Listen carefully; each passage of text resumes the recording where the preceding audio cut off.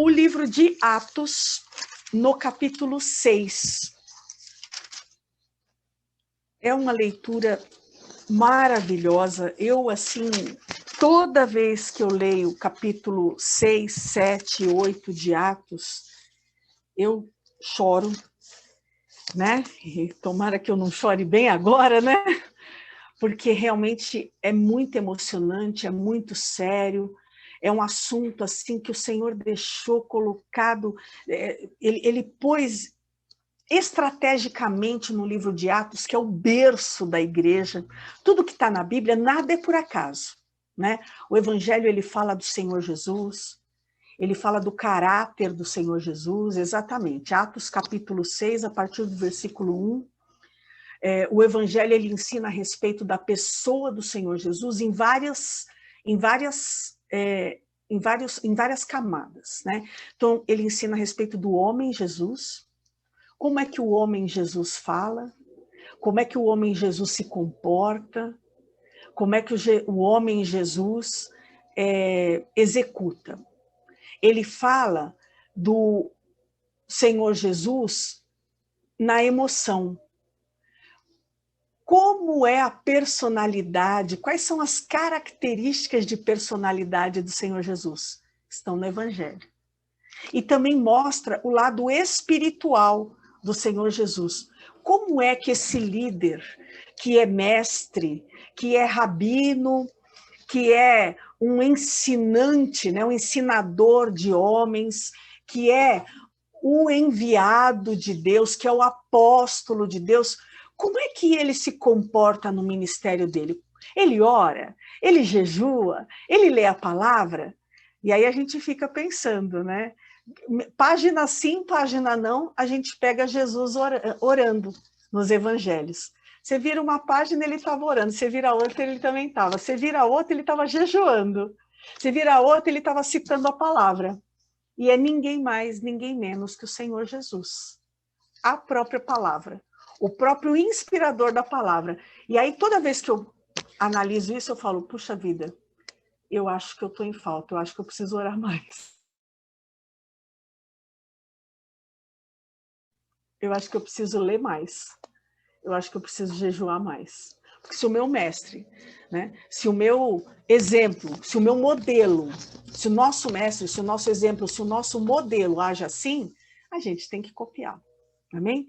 Então vamos passar a leitura da palavra. A gente vai começar lendo do versículo 1 até o versículo 7, ok? Atos capítulo 6 começa dizendo assim: Ora, naqueles dias, multiplicando-se o número dos discípulos, houve murmuração dos helenistas. E eu quero deixar aqui, já para a gente economizar o nosso tempo, quem eram os helenistas? Helenistas eram judeus que tinham nascido em terras estrangeiras. Eles eram judeus de nascimento, mas eles tinham nascido em uma outra terra que não era judeia, e geralmente eles falavam grego e não falavam hebraico, ok? Então, houve murmuração dos helenistas contra os hebreus. Os hebreus quem eram? Eram judeus também, mas eles tinham nascido na Judéia e eles falavam hebraico. Por que que eles estavam murmurando? Porque as viúvas deles estavam sendo esquecidas na distribuição diária. Que época que é essa daqui? Essa é a época do nascimento da igreja. A igreja era um bebê que nem engatinhava ainda. E, naquele momento, os apóstolos, eles entenderam que a volta do Senhor Jesus seria muito rápida. Era o entendimento que eles tinham. Eles não tinham essa visão de continuidade geracional. Eles não imaginavam que o evangelho ia chegar até o ano de 2021, né? Então, o que eles faziam naquela época? Eles vendiam tudo que eles possuíam para viver em comunidade. Então, eles faziam as refeições juntos. Esse é o motivo pelo qual eles viviam em comunidade, porque eles entendiam que Jesus já ia chegar já já, né? Então, para que fazer outra coisa da vida se não esperá-lo enquanto a gente ora, enquanto a gente louva, enquanto a gente vive uma vida de comunhão? Então, eles começaram a vender seus bens para viver em comunidade. Mas aqui na comunidade estava tendo um problema. As viúvas dos judeus nascidos em terras estrangeiras estavam sendo esquecidas, estavam sendo preteridas. estava se dando prioridade para quem era judeu, digamos assim, da gema, né? E aquele judeu que não era da gema, não estava tendo prioridade. Então, isso não estava sendo legal. Aí, versículo 2. Então, os 12 discípulos, nessa época, Judas já havia cometido suicídio e Matias tinha entrado no lugar dele. Os 12 convocaram a comunidade dos discípulos e disseram: não é razoável que nós abandonemos a palavra de Deus para servir às mesas. Olha só o problema que eles estavam encontrando aqui. Quem é que estava fazendo esse trabalho como obreiro naquele momento? Os apóstolos. Os apóstolos do Senhor Jesus, aqui em Atos capítulo 1, eles receberam uma incumbência do Senhor Jesus. Enquanto Jesus estava vivo, ou seja, vivo ele continua, né? Antes do Senhor Jesus passar pela cruz, vou dizer assim, antes do Senhor Jesus passar pela cruz, ele tinha falado para os apóstolos: eu fui enviado para as ovelhas perdidas da casa de Israel. Então, o apóstolo de Deus, que é Jesus, ele foi enviado por Deus para um público, as ovelhas perdidas da casa de Israel. Ponto. E Jesus cumpriu cabalmente e cumpriu com êxito o ministério dele. Quando o Senhor Jesus morre e ressuscita, ele passa agora este envio para os apóstolos dele. Então a gente tem na Bíblia apóstolos de Deus, ou aliás, o apóstolo de Deus, os apóstolos de Jesus, e lá em Efésios nós temos um outro tipo de apóstolo, que são os apóstolos do Espírito Santo, ok? Muito bem.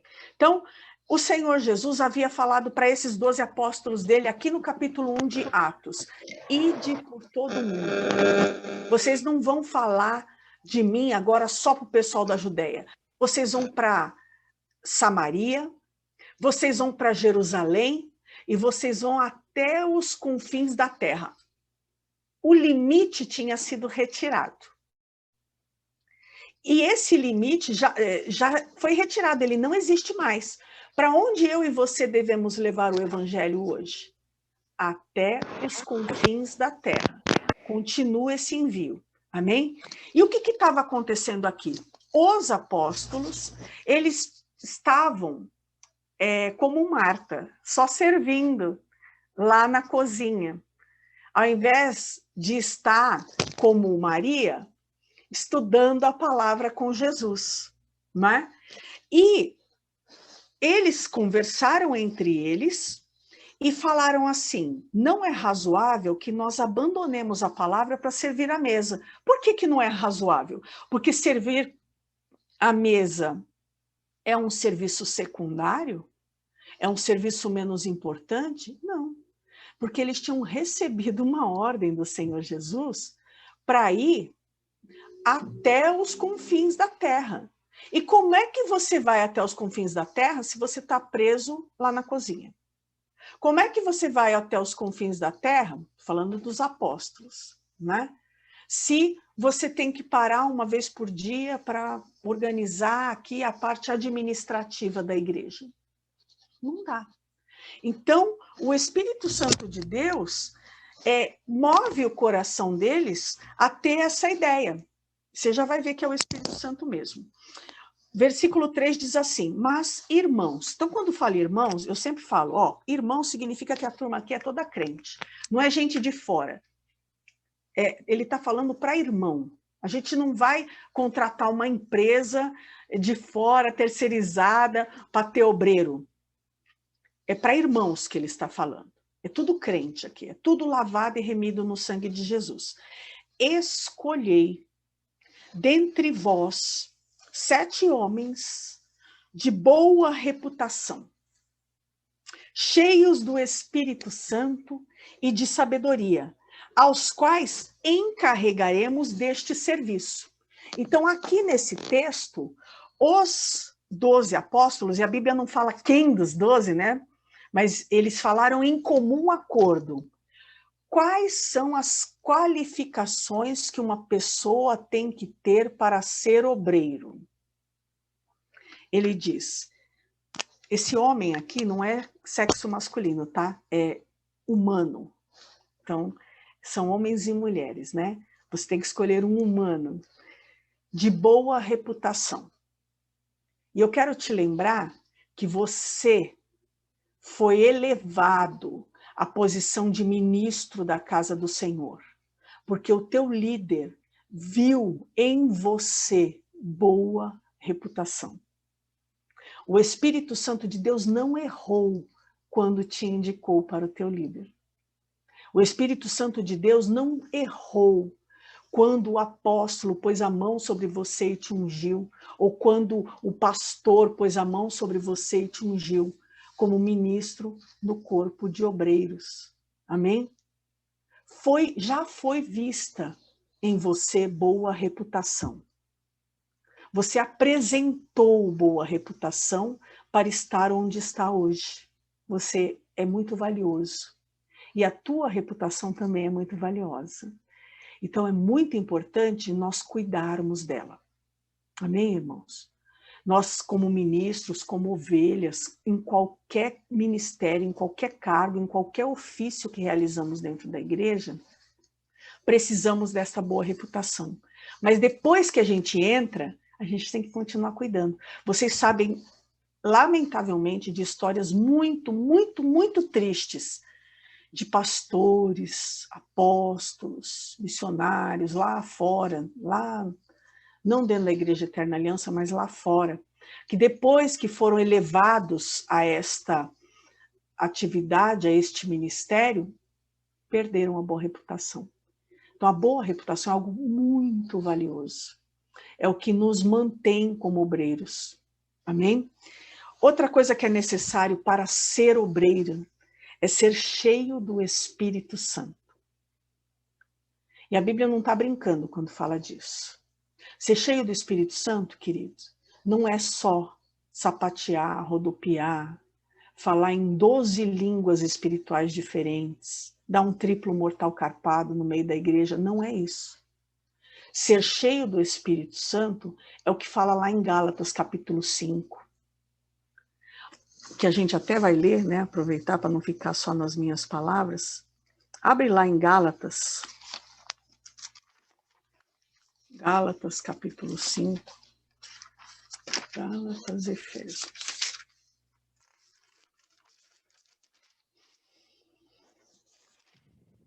Gálatas, capítulo 5, diz assim: digo, porém, a partir do versículo 16, andai no Espírito e jamais satisfareis a concupiscência da carne.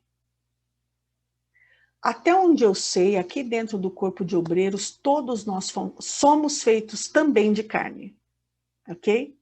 Então esse texto está falando para a gente. A gente não é feito só de espírito, nós não somos fantasmas. A gente é gente que tem corpo, que tem alma, que tem espírito. Ok? E o Espírito aqui é o Espírito com E maiúsculo, é o Espírito Santo de Deus.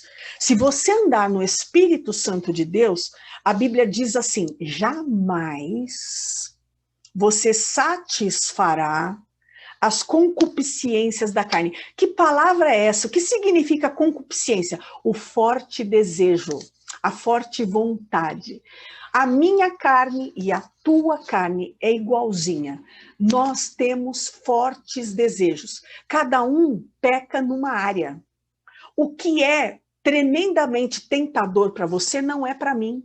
E o que é tremendamente tentador para mim não é para você. Mas todos nós temos as nossas fraquezas. Todos nós. Por isso que não dá para a gente ficar apontando nem para a direita nem para a esquerda, porque quando você aponta o teu irmão, você está se enroscando com Deus, porque ele não levantou a gente para fazer isso. Amém? Mas nós devemos andar no Espírito e assim jamais satisfaremos o forte desejo, a forte vontade da nossa carne. E aqui no versículo 17, a Bíblia explica por quê. Por que isso? Porque a carne, ela luta ela milita, ela guerreia, ela batalha contra o Espírito Santo de Deus, que é o Espírito com E maiúsculo. E o Espírito Santo de Deus, ele também milita, ele também batalha, ele também guerreia contra a carne, porque eles são opostos. Uma coisa é uma coisa, outra coisa é outra coisa. E aí, mais para frente, o autor da Carta de Gálatas fala assim: ora, as obras da carne são conhecidas, ou seja, aqui ninguém é bobinho, aqui ninguém é bobinha, aqui está todo mundo sabendo o que são as obras da carne. As obras da carne são prostituição, impureza, lascívia, idolatria, feitiçarias, inimizades. Então, não é só prostituição que é obra da carne. Ser inimigo, ser briguento, bater boca, também é obra da carne. Porfia. Porfia o que é? É uma discussão sem sentido para saber quem é que tem razão. Ciúmes, iras, discórdias, dissensões. Dissensões é bate-boca. Facções, facção é divisão, é grupinho, é panelinha. Inveja, bebedices, glutonarias e coisas semelhantes. Você vê que a lista de obra da carne não acaba. Ele fala e coisas semelhantes, então ele abre. Tem muito mais coisa aí nessa lista. A respeito das quais eu vos declaro, como outrora vos preveni, que não herdarão o reino de Deus os que tais coisas praticam. Então, vamos voltar aqui para o nosso cérebro se ajeitar dentro desse texto. A Bíblia está explicando para nós que o tempo todo a nossa carne luta contra o Espírito Santo de Deus. E que a nossa carne, ela gosta mesmo, que é fruto dela, ela curte mesmo, é prostituição, impureza, lascívia, idolatria, feitiçaria, inimizade, porfia, ciúme, iras, discórdia, dissensões, facções, inveja, bebedice, glutonaria. Olha só. Se eu pago de super santa, mas eu te trato com ira, eu fico batendo boca com você, eu sou desobediente, a gente poderia colocar isso aqui como desobediência, também é obra da carne, gente. Não está escrito aqui, não está, mas ele entra no e coisas semelhantes, né? Se eu trato as coisas do Senhor de forma negligente, negligência também é pecado, está lá em Provérbios. Precipitação também é pecado, está lá em Provérbios. Então, eu pago de super santa, rodopio, dou um triplo mortal carpado na hora do culto, mas depois que eu desço do púlpito, né, eu sou toda invejosa, eu bato boca, eu crio caso, eu sou desobediente.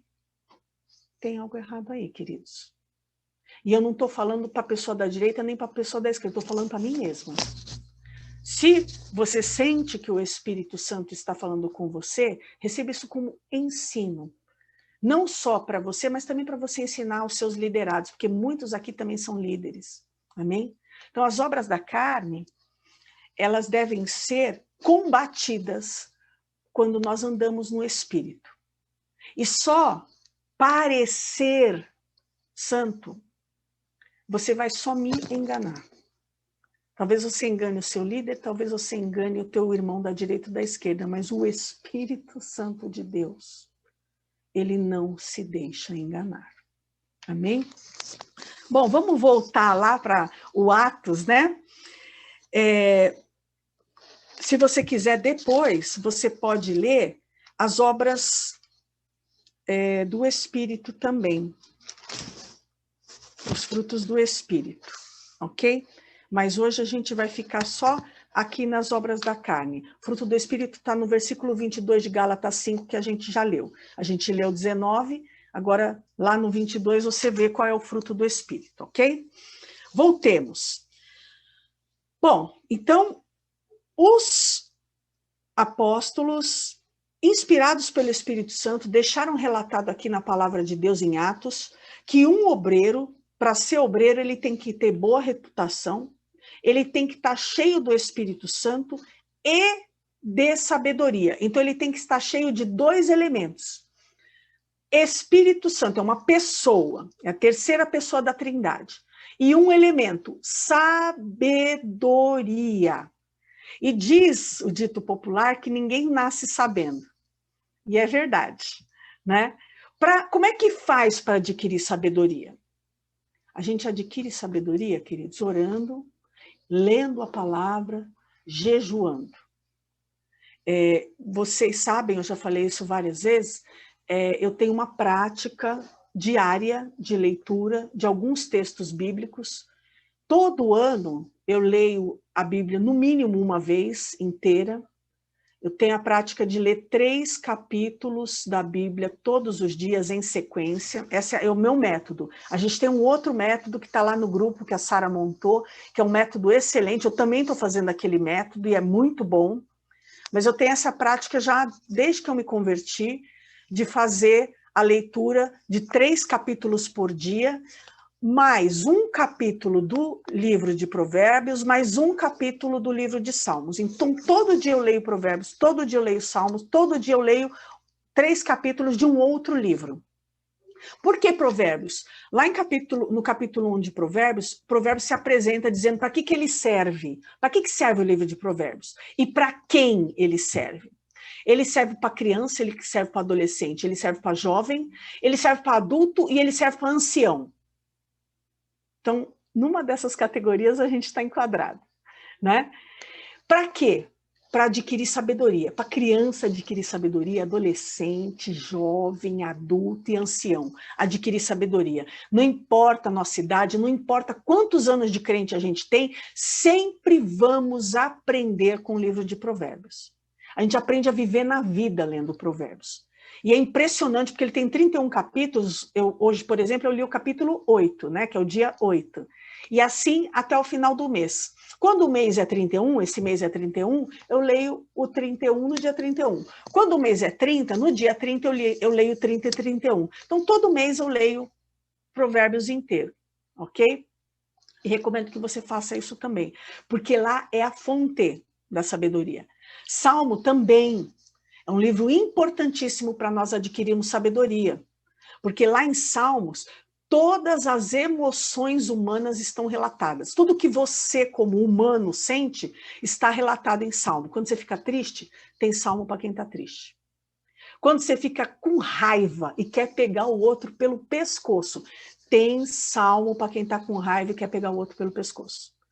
Quando você está muito feliz, quando você está se sentindo tentado, tem salmo para tudo que você imaginar. Então é muito importante ler salmos também. E a palavra é bom a gente ler, porque a gente vai aprendendo com o erro dos outros. Lá no livro de sabedoria a gente descobre isso, que sabedoria é não errar para aprender. Isso aí é inteligência. O inteligente, ele aprende com os próprios erros. Mas o sábio, ele não precisa errar, ele aprende com o erro dos outros. E a gente sabe muito bem que de Gênesis a Apocalipse, tem um monte de gente que errou na Bíblia, e aí a gente não precisa cometer os mesmos erros, é só aprender com eles. Amém? Bom, então, para ser obreiro, precisa de boa reputação, cheio do Espírito Santo e sabedoria, e aí ele fala, aos quais encarregaremos deste serviço. Não é um serviço de segunda categoria, não. Não é um serviço que não é importante, não. Porque se fosse qualquer coisa, era chamado qualquer um. E você não é qualquer um. Você não é qualquer coisa. Amém? Você é uma pessoa que tem boa reputação, você é uma pessoa que está cheia do Espírito Santo, você é uma pessoa que tem sabedoria dentro de você, foi visto isso dentro de você, e nós devemos continuar mantendo esses elementos dentro de nós e aumentando, ok? Próximo versículo, versículo 4. Aí ele fala, e quanto a nós, nos consagraremos à oração e ao ministério da palavra. Por quê? Porque a igreja estava se formando. E havia pessoas chegando que precisavam chegar num ambiente organizado. Num ambiente onde não houvesse distinção de pessoas. Os próprios judeus convertidos ao cristianismo estavam fazendo diferença entre eles. Dentro da igreja não pode haver acepção de pessoas. E você vê que isso é velho, tá aqui, ó. Esse livro aqui, ele foi escrito mais ou menos há uns 2000 anos atrás. Já tinha acepção de pessoas naquela época. Então, o que a gente tem que fazer? Lutar contra isso. E como é que se luta contra isso? organizando o ministério, organizando a igreja. É por isso que a igreja está distribuída em dons e ministérios, é por isso que somos obreiros. Porque os apóstolos, eles estão se dedicando ao quê? Eles estão se dedicando à oração e ao ministério da palavra. E se tem uma coisa que, graças a Deus, a gente não pode falar na nossa igreja, é que os nossos apóstolos não oram e não leem a Bíblia. E não tem conteúdo para dar, para vender, para distribuir, para emprestar. Eu fico em choque toda vez que eu vejo a apóstola e o apóstolo pregando. Eu falo, mano do céu, pelo amor de Deus, o que é isso? Onde é que estava esse negócio aí, que eu já li esse negócio tantas vezes e não vi? Né? E graças a Deus nós temos o privilégio de estar numa igreja assim. Eu já falei isso para vocês, eu fui membro de uma igreja por 14 anos, depois eu fui membro de uma outra igreja por 9, e hoje, para a honra e glória do nome do Senhor Jesus, eu sou membro, vai fazer 14 anos também, né, aqui na Igreja Eterna Aliança. E eu nunca vi coisa igual, queridos. Eu já fui membro de igreja tradicional, já fui membro de igreja pentecostal do Reteté. Os nossos líderes são uma bênção. O nosso Deus nos presenteou. Amém? E aqui a Bíblia fala que eles vão fazer essa parte, eles vão fazer a parte deles. Ô, glória! Os nossos líderes estão fazendo a parte deles. Amém? Versículo 5. O parecer agradou a toda a comunidade. A comunidade é a igreja, né? E elegeram Estevão, homem cheio de fé e do Espírito Santo. Olha que bonito. Quando o primeiro obreiro foi escolhido, esse primeiro obreiro era cheio de fé e do Espírito Santo, como você. Amém? É assim que um obreiro tem que ser. Depois escolheram, né? Seguindo aqui no texto, Filipe, Prócoro, Nicanor, Timão, Pármenas e Nicolau, prosélito da Antioquia. Olha que coisa mais bonita. A gente começou lendo Atos 6, vendo que havia 2 categorias de judeus. Né? Agora chegou um gentil. Prosélito significa gentil convertido. Ele não era hebreu, ele não era helenista, ele era um gentil, como eu e você outrora fomos. Né? E o gentil foi colocado para dentro do ministério, ou seja, não há acepção de pessoas dentro do ministério. Ah, mas pastora, pelo amor de Deus, você chamou a Genésia para ser obreira, você sabia que ela foi macumbeira, e daí? Né? Desculpa, gente, eu sei que eu estou num grupo fechado, eu posso falar assim, e no púlpito eu jamais falaria isso, né? Sim, eu não sei se o cara foi ladrão, ou até sei também, não sei se a moça foi prostituta, não é mais. Essas práticas são antigas, é do velho homem. Deus não faz acepção de pessoas. Mas, pastora, então, é o Espírito Santo quem decide. E o Espírito Santo, quando ele vê essas qualidades em um homem e uma mulher, ele chama para dentro do ministério. Amém? O Espírito Santo é maravilhoso. E Deus, lá em Êxodo, já ensina dele para nós. Eu não faço acepção de pessoas e nem aceito suborno. É o nosso Deus nos ensinando a respeito dele mesmo. Amém? Bom, versículo 6. Apresentaram-nos perante os apóstolos. Olha que coisa maravilhosa. Você se lembra desse dia na tua vida? Apresentaram-nos perante os apóstolos e estes, orando, lhes impuseram as mãos. Igualzinho que nem aconteceu com vocês. Amém? Vocês aprenderam a ser obreiros, receberam instrução para ser obreiros, foram cheios da palavra de Deus, cheios de instrução, estão sendo cheios do Espírito Santo, estão sendo alimentados com uma palavra impressionante da parte de Deus, que fica dentro de nós, mas deve ser guardada, têm boa conduta, apresentam boa conduta, e agora os apóstolos vão impor as mãos. É assim que um obreiro é levantado. Amém? Não é lindo isso aqui em Atos capítulo 6? E aí a Bíblia diz, lá no versículo 7, o versículo que eu considero mais importante desse trecho aqui. Crescia a palavra de Deus. E em Jerusalém se multiplicava o número de discípulos. Também muitíssimos sacerdotes obedeciam à fé. Depois que os apóstolos se dedicaram a orar e a estudar a palavra para ministrar, e distribuíram serviço, distribuíram ministério, e esses 6 homens aqui, Estevão, Felipe, Prócoro, Nicanor, Timão, Pármenas e Nicolau, aliás, 7, aceitaram o chamado, a coisa ficou organizada, o bebê igreja ficou organizado, e aí a igreja começou a crescer a palavra de Deus, começou a multiplicar o número de discípulos e muitíssimos sacerdotes. Sacerdote, gente, é judeu, vocês sabem. Sacerdote eram aqueles que serviam no templo. Palavra forte, uma palavra forte convence. Crescia a palavra de Deus. Palavra fraca não convence ninguém. E se a palavra é fraca, a culpa não é da palavra. É da boca de quem está falando. Palavra forte. Um homem ou uma mulher cheio da palavra.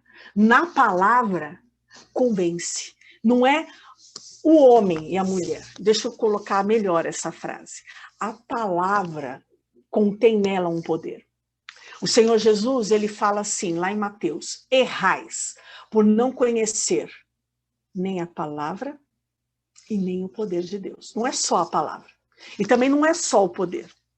Não é só ciência, letra, ler 1000 vezes a Bíblia de trás para frente e de frente para trás. É também. E não é só rodopiar, dar um triplo mortal carpado, sair girando, falando em várias línguas diferentes. São as duas coisas juntas. É palavra e é poder. É palavra e é poder. E ninguém nasce sabendo. A gente tem que se especializar na palavra e no poder. Amém? Quando esses homens, obreiros e apóstolos, você vê que ainda não tinha presbítero, ainda não tinha bispo, é o embrião da igreja nascendo aqui, né? Eles começaram a distribuir os serviços, a palavra começou a crescer, por quê? Porque os apóstolos estavam estudando. Por que a palavra começou a crescer? Porque eles pararam de fazer uma coisa que não era para eles fazerem, para eles se dedicarem ao que era para eles se dedicarem. Amém? Eu creio que o Espírito Santo está falando com a gente, né? E os demais também começaram a se esmerar no trabalho. E quando se entra numa casa, irmãos, não é só a palavra que as pessoas olham. Você sabe muito bem disso. Eu tenho muitos testemunhos de pessoas que ficaram na Igreja Eterna Aliança pela forma como eles foram recebidos pelos obreiros. A maneira como ele foi recebido lá na porta.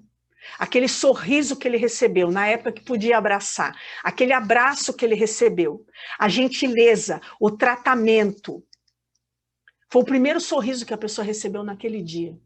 Entrou numa casa organizada, numa casa limpa. Foi até um banheiro, tinha papel toalha, um banheiro limpo. A casa dele estava virada num furdunço. E aí ele é acolhido num lugar limpo, num lugar organizado, num lugar que foi preparado para recebê-lo. Você acha que as pessoas não percebem isso? Quando a gente executa o nosso ministério, o Espírito Santo age através do nosso ministério, mesmo sendo manter um chão limpo. Mesmo sendo manter uma bancada sem pó. Mesmo sendo manter bem organizadinha a ceia. A gente não disse uma palavra, mas o Espírito Santo convence aquela pessoa, porque em tudo há unção. Quando nós estamos debaixo daquilo que nós somos chamados para fazer, há unção. E a unção, ela não limita ninguém, aleluia. Porque dentro do ministério do Corpo de Obreiros, como eu falei logo no começo, Tem de tudo que você possa imaginar. Tem obreiro missionário, tem obreiro evangelista, tem obreiro pastor, tem obreiro presbítero, tem obreiro apóstolos. Porque eu conheci os apóstolos sendo obreiros na casa do Senhor, e eles são obreiros até hoje. Amém? A unção não limita ninguém. Poxa, mas eu sou obreiro. Que maravilha, você é ministro. Você entrou no serviço. E agora, Deus vai começar a tirar as ferramentas que Ele colocou dentro dessa caixinha de ferramentas. A gente já estudou isso. Os dons de Deus, os dons do Filho, os dons do Espírito Santo. Nós somos uma caixinha de ferramentas cheia de dom lá dentro. A gente nem sabe o que tem dentro da gente, mas o Deus que colocou, Ele sabe. E no devido tempo, Ele vai trazer à tona. Se você se permitir encher do Espírito Santo, buscar a sabedoria e continuar mantendo a tua boa reputação, que foram as qualificações que te colocaram para dentro do ministério. Amém? Agora, rapidamente eu quero falar sobre a primeira pessoa que esse texto cita aqui no versículo 5. Ele fala assim: o parecer agradou toda a comunidade e elegeram Estevão, o primeiro obreiro. Olha que coisa mais linda. Esse texto aqui, gente, é um texto que todo obreiro tem que conhecer. Qual foi o primeiro obreiro da Igreja de Cristo na Terra? Estevão. Meu Deus do céu. Olha o modelo, gente. Se fosse meus filhos, ia falar: pega esse modelo. Eu tenho um monte de filho adolescente, né? Pega esse modelo. Olha quem é. Estevão. Versículo 8. Estevão, cheio de graça. Essa palavra graça em grego se pronuncia charis, que vem a palavra caridade, que vem a palavra carisma. O que é charis? Charis é uma pessoa agradável. É uma pessoa que trata todo mundo bem. É uma pessoa que você se sente bem quando chega perto dela. Como é que as pessoas saem da tua presença? Quando uma pessoa chega perto de você, ela recebe a tua influência. Como é que a pessoa vai embora da tua presença? Com que influência ela vai? Ela sai leve? Ou ela sai pesada? Ela sai se sentindo abençoada? Privilegiada por ter se aproximado de você e conversado com você? Ou ela sai fazendo o sinal da cruz falando: sangue de Jesus? Gente, não repara não. Quem me conhece aqui na turma sabe que eu sou brincalhona, amém? É uma maneira de descontrair quando o assunto começa, né, doer o rim, aí eu dou uma brincada, assim. Esse obreiro aqui, o primeiro, ele era cheio de carisma, não cariz, né? Carisma em grego. Cheio de poder, dunamis, o poder de Deus. Fazia prodígios, olha que obreiro do reteté do fogo. Prodígio é milagre, igreja.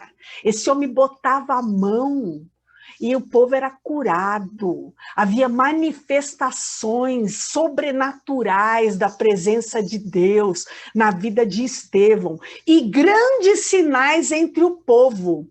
Esse era Estevão. Amém? E aí, ele era tudo isso. Olha que coisa mais incrível que aconteceu, igreja. Versículo 9. Levantaram-se, porém, alguns dos que eram da sinagoga chamada dos libertos.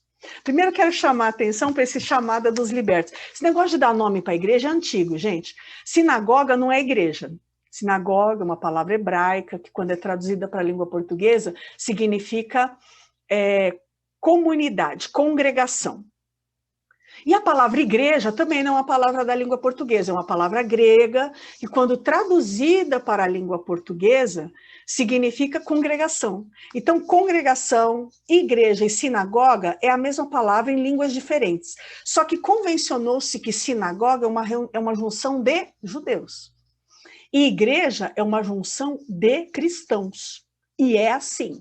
Por isso eu tenho muita pena, eu não tenho misericórdia, eu não tenho compaixão. Eu tenho pena de gente que destrói a igreja, que quebra a igreja no meio, abre uma outra igreja, leva todos os membros embora e fala assim: igreja. igreja dos mais bonitos, porque aqueles da onde a gente saiu eram feios. Agora, você quer fazer parte dos mais bonitos? Vem para minha igreja. Esses caras estão lascados, tão lascados. Por quê? Porque se está escrito igreja, o dono da igreja vai chegar. O dono da igreja vai falar, como é que é? Então chama igreja aqui, é? Sei. Então, eu não tenho essa pretensão, amém, queridos? Eu estou liberta, eu nunca fui dessa pretensão, né? Eu não sou doida. E eu recomendo que vocês também não sejam. Amém? Esse negócio de quebrar ministério no meio, porque eu sou melhor, porque eu sou mais bacana, isso é coisa do Satanás, é coisa da carne, a gente já leu lá em Gálatas, facção, divisão, é coisa da carne, a gente tem que se subordinar, a gente tem que se submeter, porque o nosso Deus, ele nos exalta. Amém? E foi para isso que o nosso Deus nos chamou. Quando ele chama Abraão, ele fala assim, vem Abraão, que eu vou engrandecer o teu nome. Não foi Abraão que saiu correndo para engrandecer o nome dele. Quem vem para engrandecer o teu nome, o meu nome, é o nosso Deus. Ele não muda. Deus faz isso com um homem, com uma mulher. É ele que engrandece o nome. Amém? Então, olha só. Esse homem cheio de tudo isso aqui, chegou uma sinagoga chamada dos libertos, né? Então tinha até nome a sinagoga, e eles se levantaram. Eles se levantaram contra Estevão. Estevão era cheio de graça, cheio de poder, fazia prodígios, grandes sinais entre o povo, e olha o que aconteceu contra ele. Se levantaram. Estão te perseguindo? Alguém se levantou contra você? Você sentiu que está sendo boicotado por alguém? Gente, o Estevão também foi. Já diziam os apóstolos da nossa igreja, não existe mar de rosas. Ser um ministro excelente também gera alguns levantes. Mas você conhece muito bem a história de Estevão. Aqui, num texto bem longo, né, o texto fala que eles se levantaram por uma razão contra Estevão. Olha que razão interessantíssima, está no comecinho do versículo 10. E não podiam lhe resistir à sabedoria e ao espírito pelo qual ele falava. Quando Estevão falava, ele estava tão cheio do Espírito Santo que aqueles que pensavam de forma contrária a ele não podiam resisti-lo, não podiam ir contra. Eles não tinham argumento. E isso, para esse povo aqui, não gerou conversão, gente. Gerou levante. Gerou perseguição. E Estevão foi perseguido. Você percebe um monte de coisa que está acontecendo na tua vida? Tem umas explicações acontecendo agora? O Espírito Santo está dando algumas explicações para você? Quando você é perseguido no teu trabalho, na tua casa, no meio da tua parentela, entre os seus amigos.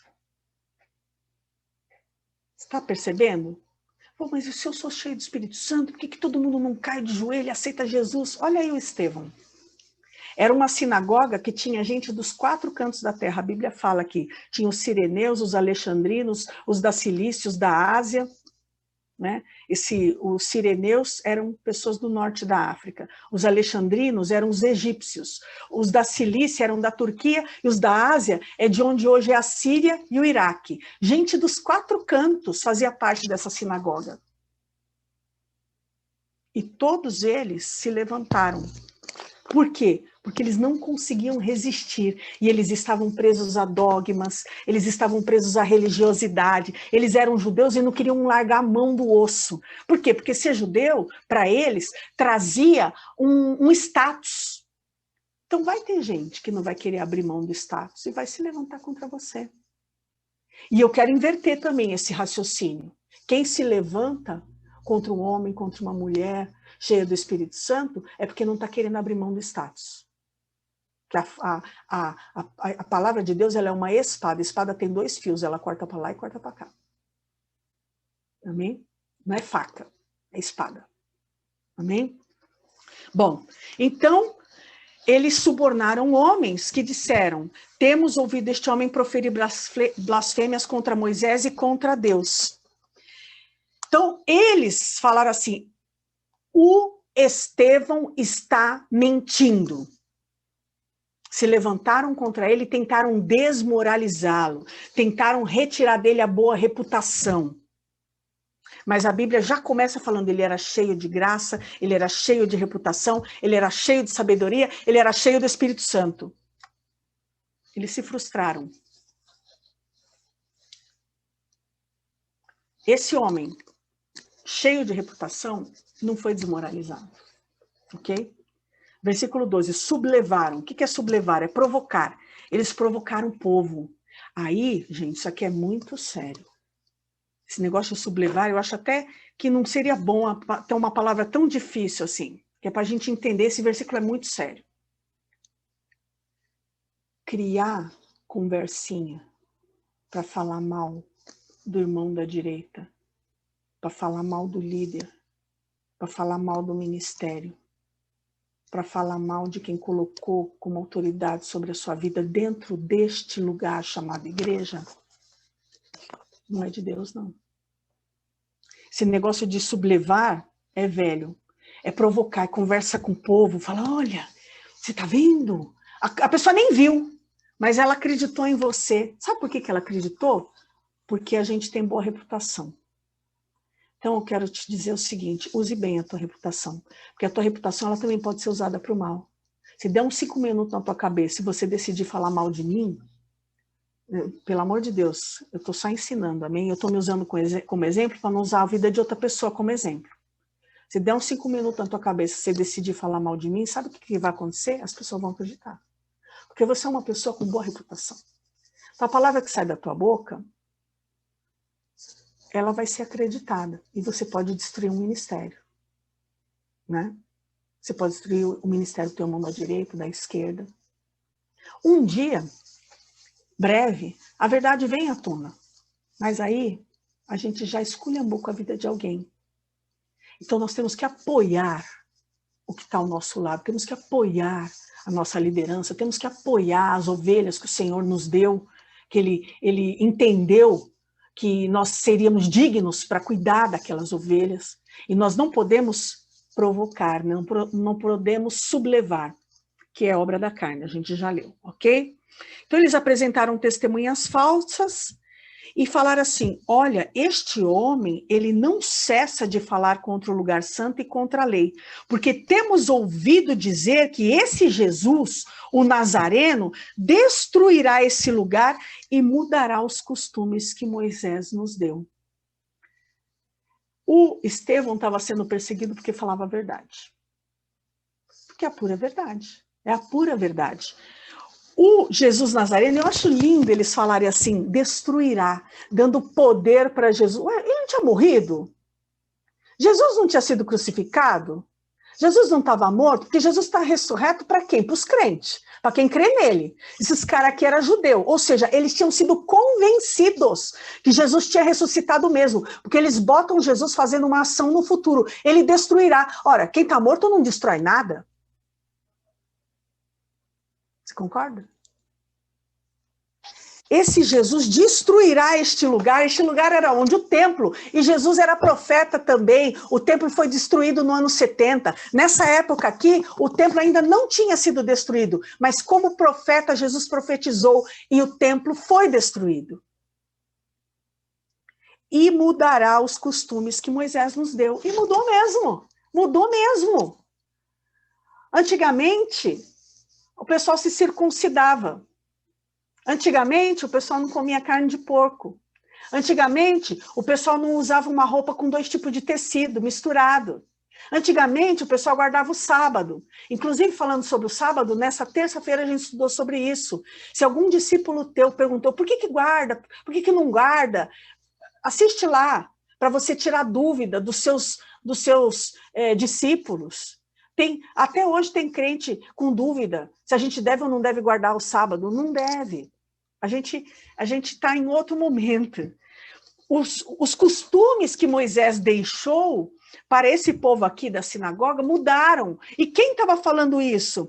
Jesus. Jesus falou isso para Estevão. Estevão estava contando para todo mundo e por isso ele foi perseguido. Estevão foi perseguido por falar a verdade. Não fique triste quando você é perseguido por falar a verdade. Não queira abandonar tudo quando você é perseguido por falar a verdade. Você não é o primeiro. Amém? Você não é o primeiro. Bom, todos estavam assentados no sinédrio, fitando os olhos de Estevão, viram o seu rosto como se fosse o rosto de um anjo. Todos é muita gente.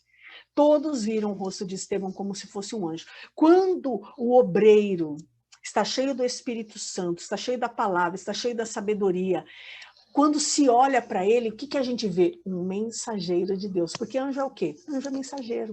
Vão olhar para você e vão falar, o Ivanildo é um mensageiro de Deus. A Adriana é uma mensageira de Deus. A Sônia é uma mensageira de Deus. A Vânia é uma mensageira de Deus. Cada um de nós somos um mensageiro de Deus. É assim que nós seremos vistos em nome de Jesus. Se praticarmos o mesmo que o Estevão praticou. Esse sinédrio aqui era um grupo de poderosos da época, eram 71 homens que tinham poder para gerar regras, para gerar leis, para influenciar, para julgar, para condenar. E por que é que mesmo tendo sido convencidos que Jesus tinha sido ressuscitado, porque senão eles não tinham posto Jesus no futuro, né? Eles tinham sido convencidos que Jesus tinha sido ressuscitado. Por que é que eles estavam perseguindo Estevão? Porque eles não queriam perder o status, eles não queriam perder a posição deles. E aí, olhando do avesso, eu entendo também que quem está te perseguindo, quem está falando mal de você, quem está falando que você não é um bom obreiro, quem está falando que você não é um bom líder, quem está falando que você não é um bom evangelista, também está mal intencionado. Não quer perder o status. E dentro da igreja, não existe esse negócio de status. Todos nós somos iguais. Amém, queridos? Todos nós somos iguais, todos nós temos as mesmas oportunidades. É que a Bíblia está mostrando aqui quais são as características para ser obreiro. Boa reputação, cheio do Espírito Santo, sabedoria. Quem tem essas características pode ser levantado a ministro. Vai ser indicado pelo líder e vai ser posto como ministro. E vai ter a responsabilidade e o trabalho de manter tudo isso dentro. Né? Porque pisar nesse degrau de ministério é apenas o primeiro passo. Daí para frente a gente tem que continuar trabalhando. Amém, queridos? Eu gostaria, né? Vocês sabem que eu gosto muito de estudar a palavra e falar das coisas da Bíblia. Eu queria seguir adiante até o momento em que Estevão foi apedrejado. Depois disso aqui, ele foi apedrejado e morto. Este obreiro aqui morreu, mas não abriu mão dos seus valores, não abriu mão da verdade, não abriu mão da sua reputação. Esse obreiro morreu apedrejado, mas não arredou o pé da fé, da convicção. Esse aqui, modelo.